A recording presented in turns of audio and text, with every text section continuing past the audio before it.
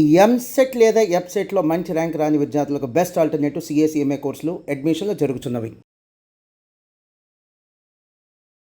నమస్తే, మీరు చూస్తున్న సుమన్ టీవీ. నేను మీ కీర్తి. ఏరువాక పున్నం జూన్ 10th 11th చాలా కన్ఫ్యూజన్ ఉంటుంది. ఎప్పుడు ఈ రెండు రోజుల తిథులు వచ్చినా కూడా కన్ఫ్యూజన్ ఉంటుంది.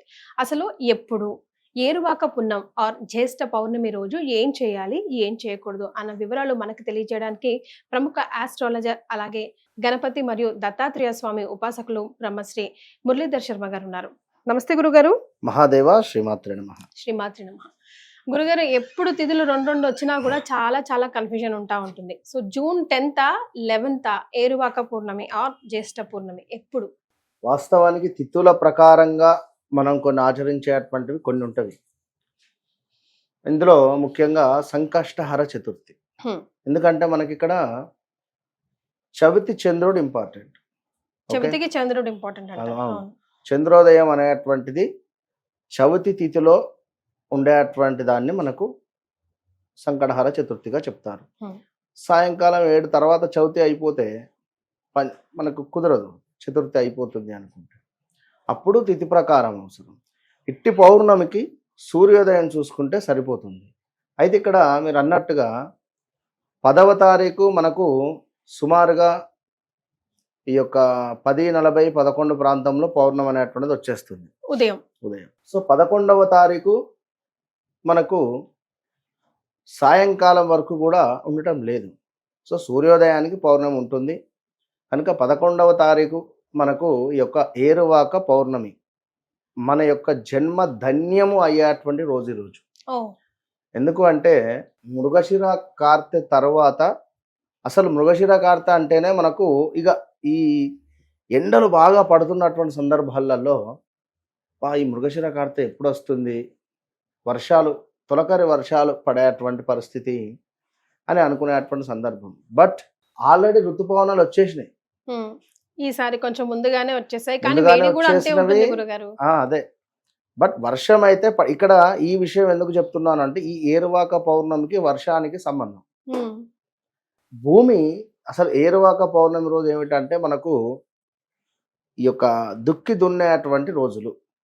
ఈ రోజున వెనుకటి కాలంలో ఇంద్రునికి పూజ చేసి అధికంగా ఎక్కువగా అసలు వాస్తవానికి మనం ఎప్పుడైనా ఏ పూజ చేసినా కూడా ఆచమనం చేసిన తర్వాతనే మనము పూజలోకి ఎంటర్ కావాలి. సంకల్పము, ప్రాణాయామం ఇవన్నీ చేసుకొని వెళ్ళాలి. ఆచమనం చేయకుండా ఏ పూజ అయితే చేస్తామో అది ఇంద్రునికి చేరుతుంది. ఆచమనం చేసినటువంటి పూజలన్నీ నువ్వు గణపతికి చేస్తున్నారా, అమ్మవారికి చేస్తున్నారా, ఈశ్వరునికి చేస్తున్నారా, వారికి చేరుతుంది. ఇది గమనించుకోవాలి. ఒక విషయం, ఇంద్రుడు వచ్చింది కనుక ఈ విషయం చెప్పడం జరుగుతున్నది. అయితే ఈ తొలకరి చినుకులు పడినటువంటి సందర్భంలో భూమి మెత్తబడుతుంది. మెత్తబడి ఇంతగానో అధికంగా ఎండలు కొట్టి కొట్టి కొట్టి భూమి నేల కూడా ఎంత కూడా అందులో ఉండేటువంటి సారం అంటే దాని యొక్క గట్టిగా అయిపోతుంది అది. సో ఒకవేళ వీరికి దున్నుదామన్నా కూడా ఇబ్బంది, ఎవరు వ్యవసాయదారులకు. సో ముఖ్యంగా ఈ ఏరువాక పౌర్ణమి రోజు నాడు ఏమిటి అంటే వీరి నాగళ్లకు కానీ, ఈ పనిముట్లకు కానీ, నాగలి అంటారు, పనిముట్లకు ఈ యొక్క పార ఇవన్నిటికీ కూడా పూజ చేసుకుంటారు. ఏవైతే వ్యవసాయానికి ఉపయోగపడతాయో వాటికి ఈ యొక్క రైతు వారు ఎవరైతే ఉన్నారో వ్యవసాయదారులు ఇవంతా కూడా శుభ్రపరచుకొని, ట్రాక్టర్ ఉందనుకోండి, ట్రాక్టర్ నాగలి అంటే ట్రాక్టర్తో కూడా దున్నుతారు. సో ట్రాక్టర్ను కడుగుతారు. అంటే ఒక రకంగా ఆయుధ పూజ, వీరికి ఒక పండుగ వాతావరణమే. మనము చూసుకున్నట్టయితే పల్లెటూర్లలో నిజంగా ఎంతో విశేషంగా ఉంటుంది. ఇక ఈ యొక్క వర్షాలు పడేటువంటి సందర్భము, మృగశిర కార్తె రావడము, ఈ యొక్క నేలంతా తడవడము, తొలకరి చినుకులు, ఇక ఈ ఏరువాక పౌర్ణమి రోజు నుండి దుక్కి దున్ని నాట్లు వేయడము, ఇదంతా ఒక పండుగ వాతావరణం. కొన్ని రోజుల పాటు కూడా ముందు నారు వేస్తారు. నారు అయిన తర్వాత వాటిని మళ్ళా కూడా మా యొక్క వరి పొలాలుగా పెట్టేటువంటి పరిస్థితి. సో ఇది ఇక్కడి నుండి ఈ ఏరువాక పౌర్ణమి నుండి మొదలు. సో ఈ సందర్భంలో మరి విదేశంలో ఉండేటువంటి వారు కానీ, మరి యొక్క మన సిటీ లైఫ్లో ఉండేటువంటి వారు కానీ మరి ఏం చేయాలి? ఉమ్, ఇప్పుడు నాకు లేదు మీకు లేదు వ్యవసాయం మరి అంటే ఉదాహరణ కనుక మనకు ఉపయోగపడేటువంటి రెమెడీ ఉమ్. ఈ రోజు నాడు మనం ఏ రెమెడీ చేయడం వల్ల అమ్మవారు మురిసిపోతుంది. అందరితో పాటుగా ముఖ్యంగా ఇప్పుడు వ్యవసాయ మన రైతన్నలకే మంచి రోజులు మొదలైపోతున్నాయి ఇక్కడ నుంచి అని మీరు చెప్తున్నారు కాబట్టి అట్లా మొదలు పెట్టే రోజు ఏదైనా మంచి పూజ కానీ ఏదైనా మంత్రం కానీ వాళ్ళు పట్టించుకుంటూ చేస్తే దానివల్ల ఉపయోగం ఉంటే బాగుంటుంది కదా గురుగారు. అలాంటిది ఏదైనా ఉంటే నేను అదే ఇంద్రునికి పూజ చేసేవారు పూర్వం అని చెప్తున్నా. ఉమ్, సో ఇప్పుడు ఇంద్రునికి పూజ అంటే ఇంద్రునికి పూజనా అంటారు. ఇంద్రునికి పూజ చేయడం వల్ల ఒక ఎనర్జీ అనేటువంటిది మనకు ఫామ్ అవుతుంది. అసలు విపరీతమైనటువంటి వైబ్రేషన్ ఉంటుంది. మనము చేసే ప్రతి పని కూడా ఉమ్, 200% విజయం ఉంటుంది ఇంద్రునికి పూజ చేస్తే. గురుగారు. ఇంద్ర అనేటువంటి పేరులోనే అద్భుతమైనటువంటి వైబ్రేషన్ ఉంటుంది నిజంగా. ఉమ్, ఇంద్రుడు మీరు ఇంద్రునికి సంబంధించి ఒక అంటే లైక్ మీ యొక్క పంట పొలంలో కానీ ఇంట్లో కానీ ఒక బ్రాహ్మణుని పిలిపించుకొని చక్కగా కూడా ఒక కలశ స్థాపన లైక్ రాగి కలశంలో కొన్ని నీటిని అందులో కొంత మనకు సుగంధ పరిమళ అంటే ద్రవ్యాలంటే జవ్వాదు అని దొరుకుతుంది మనకు మార్కెట్లో. ఇటు జవ్వాదును వేసి చక్కగా కూడా మామిడి ఆకులను వేసి బూరుతో ఉన్నటువంటి కొబ్బరికాయను పెట్టి చక్కగా కూడా కలశ స్థాపన ఇంద్రునికి సంబంధించినటువంటి మంత్రాలు ఉంటాయి. ఇట్టి ఇంద్రునికి సంబంధించినటువంటి మంత్రాలతో ఆవాహనం చేసి ఇంద్రుని పూజ చేసి ఈ కలశాన్ని తీసుకువెళ్ళి పంట పొలంలో మొత్తము కూడా చల్లుకోవడం వల్ల వీరి యొక్క ధాన్యము అనేటువంటిది అభివృద్ధి అవుతుంది. ఇంట్లో ఉండేటువంటి సమస్యలు కూడా అధిక మొత్తములో కూడా తగ్గుముఖం పట్టే పరిస్థితి ఉంటుంది. సో ఈ సమయంలో ఇంద్రుడు అంటే ఇక మనకు ఇంద్రుడు గూగుల్లో కొట్టినా కూడా వస్తుంది. ఇంద్రునికి సంబంధించినటువంటి శ్లోకం కానీ ఇంద్రునికి సంబంధించినటువంటి నామాలు కానీ. సో నేనేం చెప్తాను అంటే ఇక్కడ లక్ష్మీదేవి ఆరాధన,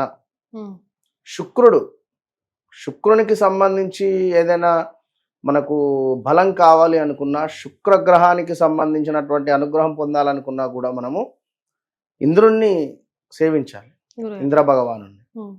కనుక మరి ఎవరైతే ఈ యొక్క ఏరువాక పౌర్ణమి రోజు సింపుల్గా చెప్పాలంటే మీ దగ్గరలో ఉండేటువంటి దేవాలయం లేదా మీ ఇంట్లో ఉండేటువంటి స్త్రీలకు ఒక మీఠాపాన్, ఓకే, మీఠాపాన్ను వారికి డొనేట్ చేయండి, తినమని చెప్పండి అంతే. ఓకే, మీ భార్య కానీ మీ చెల్లె కానీ కూతురు కానీ ఒక మీఠాపాన్ కొని ఇవ్వమంటారు. మీఠాపాన్ను చక్కగా చేయించి ఒకటి అమ్మవారి దేవాలయంలో అమ్మవారికి సమర్పించండి. ఓకే, మరొకటి ఇంట్లో ఎంతమంది లేడీస్ ఉన్నారో వారందరికీ మీఠాపాన్ తీసుకువచ్చి ఇవ్వండి. ఈరోజు మీరు మీఠాపాన్ పెట్టిన తర్వాత నుండి 11 రోజులు డే బై డే చూసుకోండి. ఈ 11 days మీకు ఏదో ఒక అద్భుతం జరుగుతుంది.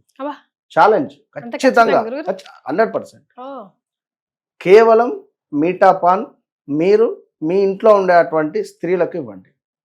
At the same time first దేవాలయంలో దగ్గరలో ఉండేటువంటి అమ్మవారి ఆలయం ఏదైనా కావచ్చును, అమ్మవారి ఆలయంలో అమ్మవారికి తాంబూలం, ఇది తాంబూలాన్ని సమర్పించండి. ప్రత్యక్ష తాంబూలం ఇది. సో ప్రత్యక్ష తాంబూలాన్ని అమ్మవారికి సమర్పించండి. గురువుగారు మేము ఎక్కడో ఉంటాం, మీఠాపాన్ అంటే కష్టం అనుకునేవారు 1-2 తమలపాకులను తీసుకోండి. అందులో ఒక మన సోంపు ప్యాకెట్ ఉంటుంది కదా, వక్కపొడి, అది పెట్టండి. లేదా పచ్చి భాగం వక్క పెట్టండి. పెట్టేసి చక్కగా కూడా ఒక గులాబీ పువ్వులో గులాబీ రెక్కలు ఉంటవి అది పెట్టేసి అమ్మవారికి సమర్పించండి తాంబూలం. ఇదన్నా చేయండి. విన్నారు కదా గురుగారు, చాలా సింపుల్ రెమెడీ చెప్పారు. ఒకటైతే రైతన్నలకైతే ఇంద్రుని సేవ చేసి ఆ దున్నే కార్యక్రమం ఏదో మొదలు పెడితే అభివృద్ధి చెందుతుంది అంటున్నారు. మరొకటైతే ఇంట్లో ఉన్న ఆడపిల్లలకి ఎంతమంది ఉంటే అంతమందికి ఈ June 11th రోజు ఏరువాక పున్నమి రోజు మీఠాపాన్ అమ్మవారి ఆలయంలో ఒకటి సమర్పించి వాళ్ళకి పిల్లలకైనా ఇవ్వండి. మరొక విషయం ఏమిటి అంటే ఎక్కడైనా గోశాలలు కనబడిన లేదా ఆవులు మీకు కనబడిన ఈరోజు ఖచ్చితంగా వాటిని ఏదో ఒక బకెటెడ్ వాటర్తో నన్ను శుభ్రపరచండి, లేదా వాటికి ఆహారాన్ని డొనేట్ చేయండి. ఏదో ఒక రకంగా గోసేవ గోసేవ చేయండి. చేయండి. ఒకవేళ మీకు అందుబాటులో ఉంటే ఈ రోజును ఆవును కడిగే ప్రయత్నం చేయండి. ఉమ్. ఆవును మొత్తం చక్కగా కడగండి శుభ్రం సంతోషంగా. చేయండి. ఉమ్. దాన్ని కడిగి దాని పాదాలకు కానీ, దాని యొక్క ఆ యొక్క ఉష్ట భాగంలో కానీ, దాని ముఖానికి కానీ మంచిగా బొట్లు గోసేవ పెట్టి చేయమంటున్నారు. గోసేవ చేయండి ఈరోజు. అంతే. ఇది చేసినా బాగానే ఉంటుంది. Right. At the same time. చాలా సంతోషం గురుగారు, ధన్యవాదాలు. మహాదేవ.